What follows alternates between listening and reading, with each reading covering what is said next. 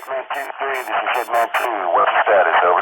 2-3, Echo 5 Foxtrot. This is Hitman 2 actual. Hey, good morning, everybody. This is Ben Powers coming at you from the Commander's Voice. My guests today are Jack and Susan Talley, authors of the book Never Give Up the Jump, which is about the 508th Parachute Infantry, Miss Susan's dad, Lieutenant George Gurwell, and the families that sustained them, the letter writing campaign that they did during the war. We did an episode on that a while ago, and today we're here to talk about Lieutenant Gurwell's D-Day adventures. So, Miss Susan, Jack, welcome. Thank you. Good to see you again. It's great to have you guys on here. So as I kind of alluded to in the beginning there, you've been guests on the show before. We had a lovely episode specifically talking about the book, talking about how the families, there it is, the families of Lieutenant Gurwell's comrades kind of came together, how the spouses supported each other during the war, the amazing trove of letters that you guys have, and it's a wonderful book. With the 80th anniversary of D-Day coming up, what I really wanted to kind of do was sort of have a deep dive discussion about Lieutenant Gurwell's D-Day. So with that preamble, if you could kind of set the stage for us, it's 5 June 1944 in England, and George Gurwell's getting ready to jump into France. So what was his role at the time with the 508th? Lieutenant Gurwell wore many hats. He was the regimental chemical officer, chemical warfare officer. He taught the folks that. He went to chemical warfare school, and he was had a degree in chemistry. So that was one hat. The other hat, he was the executive officer of the regimental headquarters company. That was his paperwork job. His combat job was being the platoon leader of the regimental bazooka section. That was a little fact that he withheld from Sue's mom until the war was over in May of 45. Didn't want her to worry any more than she would.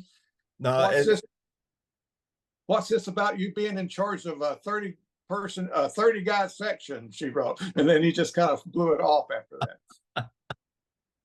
So that's actually pretty fascinating, because I've been making a study of sort of airborne anti-tank warfare in World War II lately, and those bazooka teams had to get in real close into some really precarious positions in order to make their shots count. So did that role that he played come into play after they made the jump into Normandy? Was he involved in some precarious situations? Yeah, what happened was, when we were reading George's letters, all 381 of them, we kind of put them in chronological order, and we were a bit disappointed after Normandy that because of censorship and security and things, they weren't supposed to write about casualties in detail, or combat, or missions, or troop movements, and all these other rules. Even though George had the ability to do so as an officer, he was his own censor.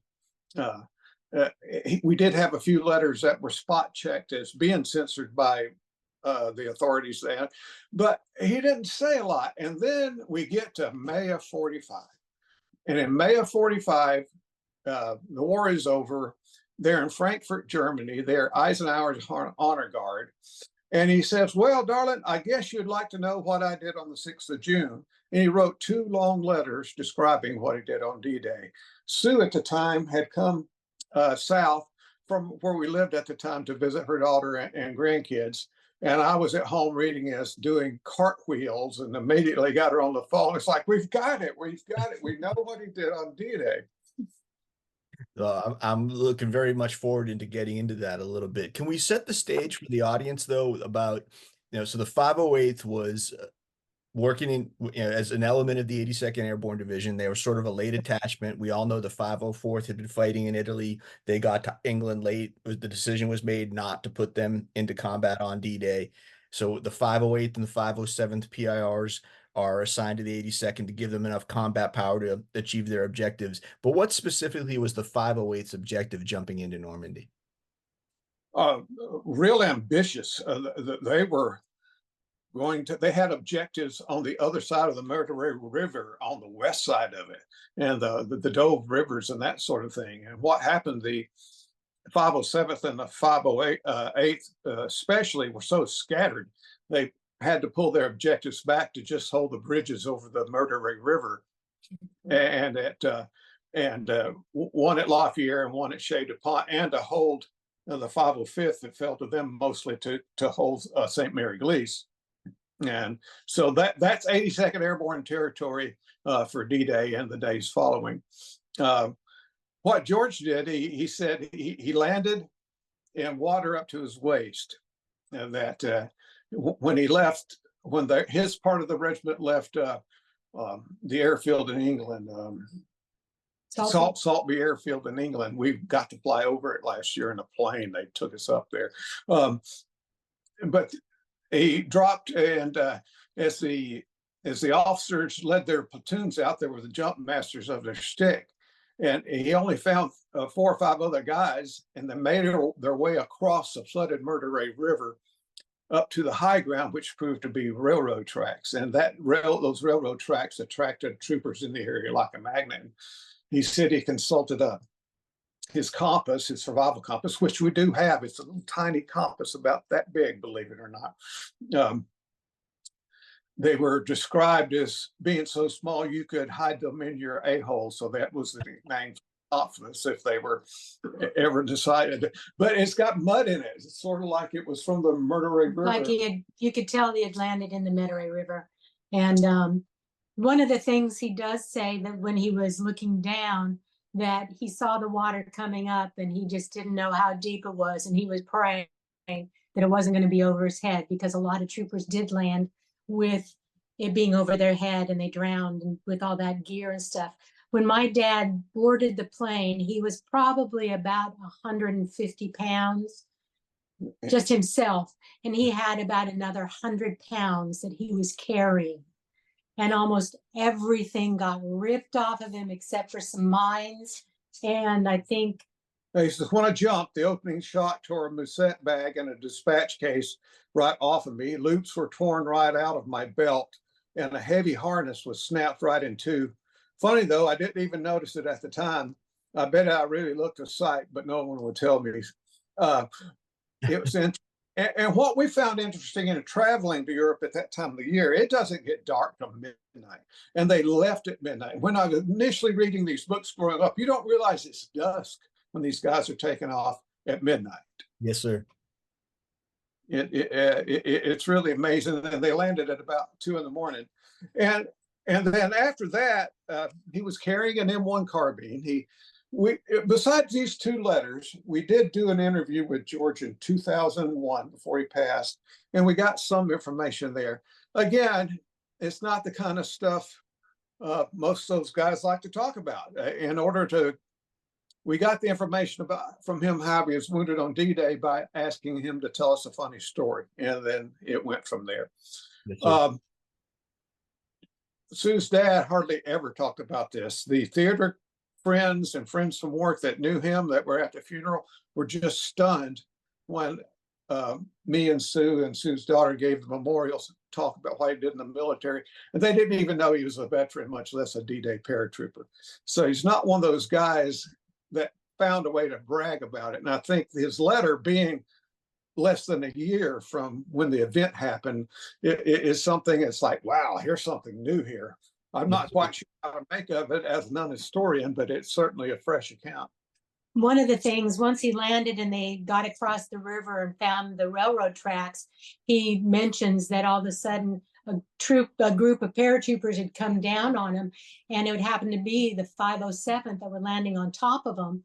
And he actually found in that group, because he had been at Oregon State, another officer from the 507th that he had gone to school with. But unfortunately, he got also said that they were just so scrambled up and going in so many different directions. He said he just left. He took his men and just headed out. They were just all over the place. So then he proceeded on. And one of the interesting things was that he also mentions that he saw a certain plane, and I'm going to let Jack kind of talk about that. He said he saw Falco 190 that morning. And wow. And I go, well, I've read The Longest Day. That says there were only 2 in the area during the time. Where there might have been maybe 100 over the area, according to German records. But we know that Joseph Priller's plane and his wingmen were 2 of the guys that came over. And and researching this, I found a copy of The Longest Day, the collector's edition. And it's got all these collector things in the pockets that you can pull out and look at the real things. And one of the real things is Joseph Priller's interview on tape from the Cornelius Rhine. He strafed Sword Beach, then went on down the beach and did reconnaissance, and then came back into the American sector. So it's like, it could have happened. No, say that when he saw it, and then he said it was like the devil was on his tail and he was headed back to Germany. Yeah. Yeah, and he was very proud of his aircraft identification. And in the other documentation we have is a letter from the Army Air Corps magazine journal saying, "Thank you, Lieutenant Gurwell, for correcting our error on the cover of this edition. That indeed was a Focke-Wulf 190 instead of a Messerschmitt 109. That's awesome. And so got some faith in his aircraft identification. Yeah. Based on that. But then after that, there were some small skirmishes that he talks that they kind of ran into. But what he ended up doing was finding a group. Actually, Lindquist had gone down the railroad. Gavin had gone down that same railroad. And so he got together, and there was a small group of the 508th that ended up near right at Lafayette Bridge in that area. And so he hooked up with them, and then he spent time going out looking for the bags that they had all their equipment in that were dropped, and he couldn't find any. Yeah, the equipment bundles. I think he found just the bazooka. They didn't even find that. They had enough equipment for 12 teams. They had enough equipment for 2 bazookas. Oh my gosh. Yeah, that's how much was lost. But let me read about from his letter of his second letter by this, dated 16 May 45. He said, "By this time the light was out and we stopped with another small unit. And shortly after that, I found our headquarters, or at least part of it." So we've got these little nuggets that say where he was. Right there by the railroad tracks, the only concentration of 507th that landed. The major continent, Schwartz, how you say the guy's name, Schwarzhalder, I believe his name was. And we know where Lindquist and those guys were on D-Day. So we know where Gavin and Ridgway were. So we can kind of say, yeah, well, he was there up down that road from St. Mary Glees to Lafayette. I found our headquarters terribly short of everything. I took a few trips around to pick up equipment. And on returning from about the third trip early in the afternoon, I found our group pinned down around about 4 farmhouses. And sure enough, the machine guns, before they had taken that, were pinned down groups, so the 507 and 505. I took one of my 2 bazookas, 2 out of 12, he says, and moved up. One of my men blew half the side of a house away, and with a couple of others, I moved up into one of the buildings. And firing out of a stone door, some Jerry cut loose with a burp gun from a window I wasn't watching, and that tagged me through the leg. We were honored to the current owners of the Lafayette Manor. We had some Facebook contact with, and a serendipitous moment, we showed up and they could show us the inside of the courtyard and the inside of the manor there. And oh my goodness. Sure, when the 508th was attacking, going from south to north, right there on the left, there are several stone doorways there in the barn. And if you look up, there's a window in the house where automatic fire had been coming. And we just got cold chills walking up and down through there. We were standing in the same area where he was. Oh, that's absolutely amazing. I find it really interesting when people talk about the engagement at Lafayette, especially on the first day of the battle. It's like the blind men describing an elephant, because everybody had their little piece of it. So you read, Red Dolan's account, it's, Alpha 505, then you get elements of the 508th, and depending on who you read first, you kind of get to be Team 505 or Team 508. And it's very interesting if you can take the time and read the various accounts, to see just how many little groups of paratroopers were approaching from so many different angles, and each participating in securing that objective. So it's very cool to hear your dad's account.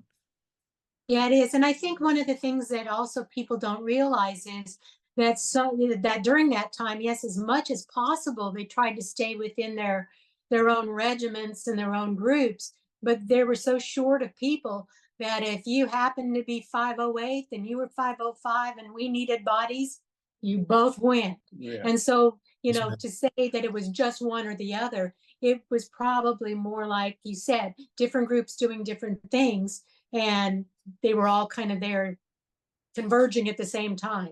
Roger that, man. Thread that most closely matches this is Marty Morgan's account in Coming Down to Earth, because I really like how Marty does it, that he takes the information from all three regiments and four regiments and 325 as well, and integrates it in a way that it's very close. There's a question.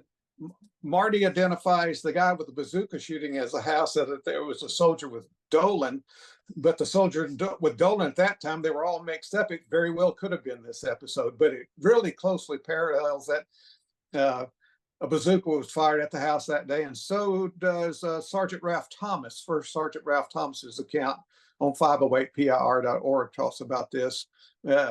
And of all people, Kelso Horns remembers being there and says that Colonel Ekman was there and called up for a bazooka.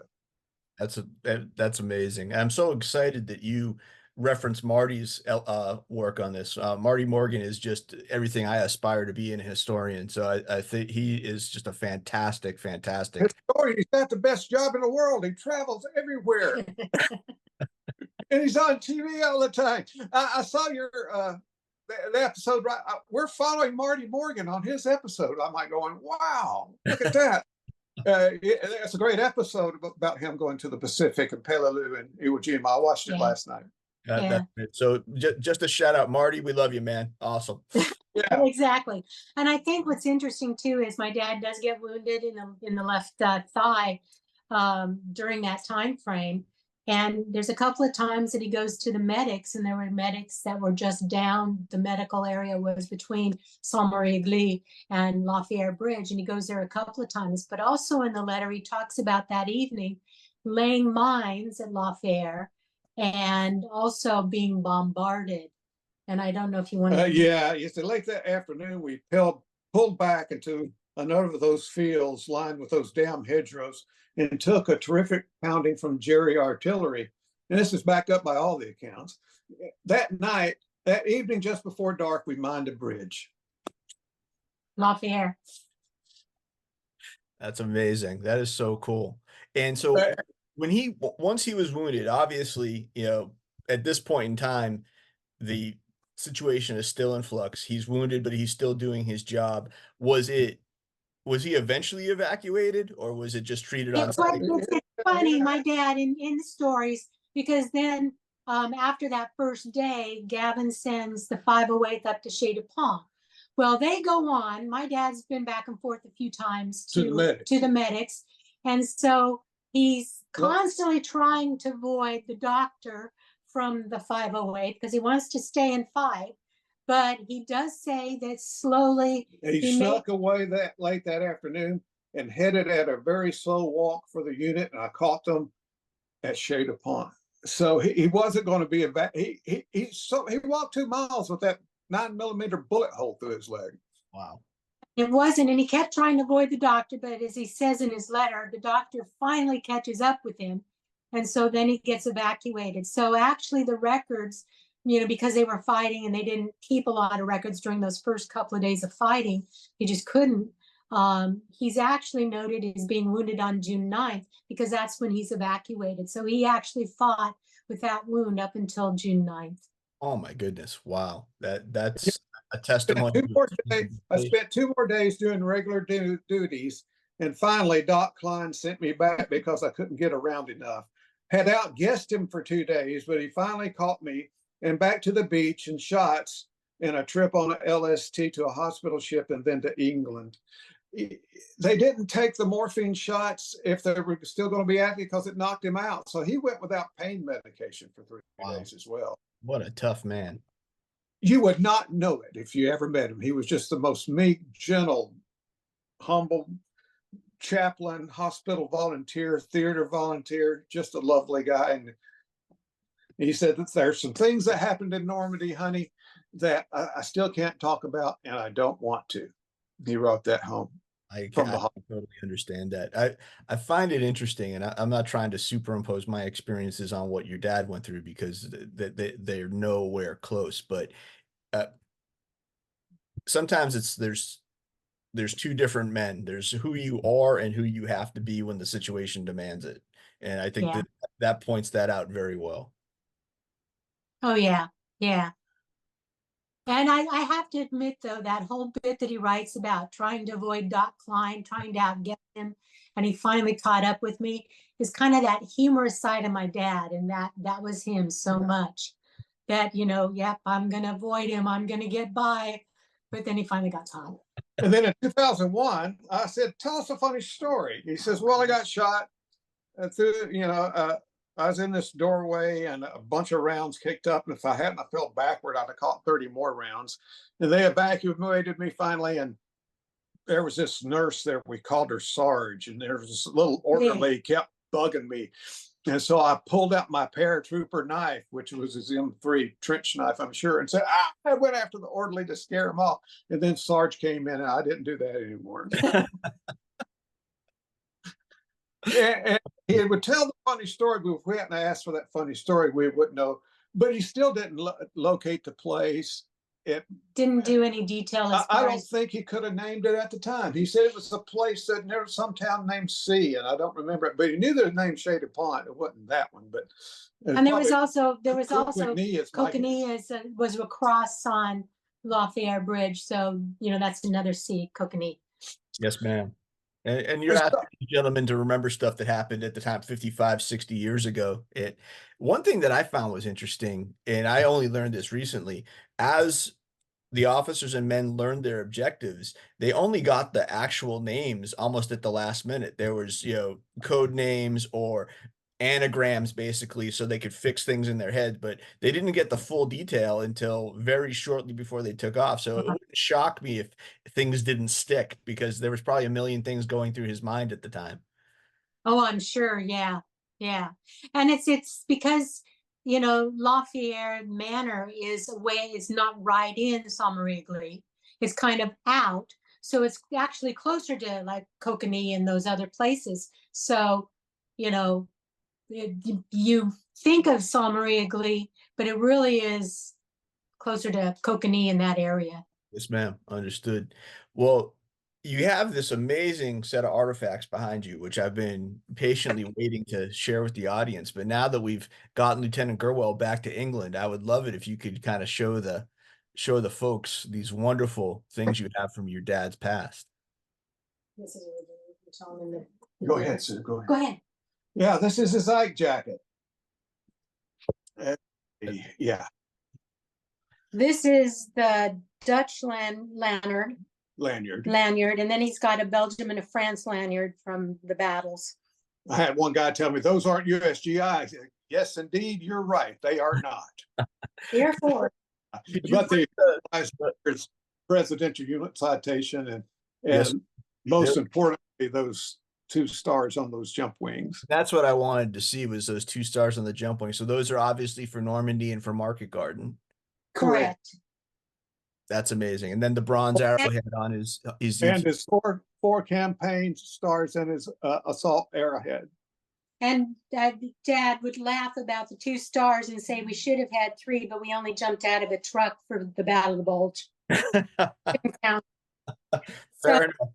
And one of the letters, he could send 8 ounces, so it was like or 4 ounces up. It was not much, so they could send a letter or an object. And we got this letter as we were reading through. It says, honey, the next letter will be a piece of the silk that set me down in France. And sure enough, that was in the next envelope. So this was part of the chute that he landed in the Medway River. The other thing, troops it was the 82nd that got these, but they, at the last minute, printed out flags, U.S. flags for them to put on their uniforms. So they were made very quickly and very hastily. They're made out of almost a gauze-like material, but there's very few left because of what they were made from. And we actually found one of the 3. We have 3 of them, but basically what they are is the flag that they wore on their uniform when they jumped into Normandy to know that they were Americans. And the funniest, These are unused, but the But new, used. the same kind. Yeah. yeah, these were, but you can see it's a very flimsy, almost gauze-like material. And they were made so hastily, they didn't realize that some of them, the stars are upside down. And this is one where the stars are upside down. Go ahead. And Sue remembers having a pair of these Cochrane jump boots. I growing put them up. on, they almost fit. But somehow one has been lost to the ages, but we have this one. This is the boot that landed in the Murderay River, landed in Nijmegen, fought through the Battle of the Bulge in the Hurtgen Forest. Kind of amazing here. We'll go ahead with that. And then this is just his hat, Campaign. hat. And you tell this story. And then when the unit, as you had mentioned, when they got to Frankfurt afterwards, they were, excuse me, detached from the 82nd and became Eisenhower's honor guard. Don't need to talk. Yeah, Eisenhower's honor guard in Franklin, and they use these for ascots and they use these for shoelaces. Wow. Those are the risers from the emergency chute. We had about half of a reserve chute, and when we donated it to Camp Blanding, Florida, for the 508 started, they have a 50 section there. We cut out, it was already cut, so we cut out a panel for us to keep. There are all kinds of things in this. Can you imagine blank female forms? The infamous forms. Yeah. You could actually write your letter on this. They would microfilm it and send it overseas. And we have found 2 packets of blank forms in his archive. That is so cool. Oh my gosh. Yeah, just crazy things. He kept the seating arrangement for the officers on the Parker going over. James Parker. Yeah, and it had all the officers of the regiment that were on the boat, minus the advance party. There's some names missing on famous ones. You go, okay, they're the advance party. But all the officers there are listed, whether it's first seating or second seating for breakfast and dinner. But what's gripping about it, sometime after the war, Sue's dad in his own hand went by each name and put their outcome. Oh, P-O-M-I-A, transferred to states, K-I-A. And that's reprinted in the book. That's absolutely amazing.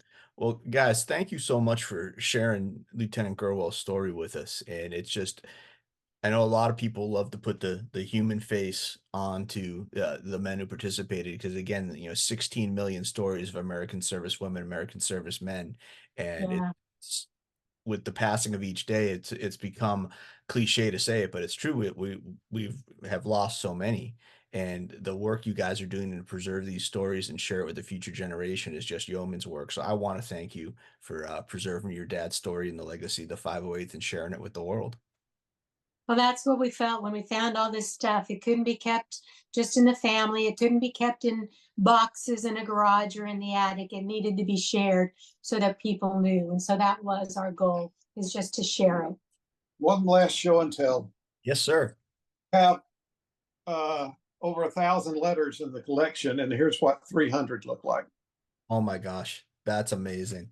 I'm very impressed. That's for sure. Do you guys intend to eventually archive those, donate them to Blanding or Pritzker, or? We've been in discussions with Blanding. We've also been in discussion with the National D-Day Museum. Oh, fabulous. Very cool. Well, the D-Day Museum actually is interested in the letters and archiving them there. And a fellow I talked to at the National Museum of the Army near DC said, those belong to the National Archives. So we've got some decisions. So and it's the women's letters that are so unique that we have a running record from 42 to 45. But it's been a pleasure, Ben, and thank you so much. You're very pleasant to talk to. You do a great job. Well, thank you so much. And I really appreciate you guys making the time to come on. And I look forward to having you on again as we approach Market Garden and some other historic anniversaries coming up. So thanks again, guys. Hey, everybody, this is Ben. I've been coming at you from the Commander's Voice. We've had Jack Talley, Miss Susan Gurley Talley on the show today. So guys, thanks for coming out today. See you now. Thank you.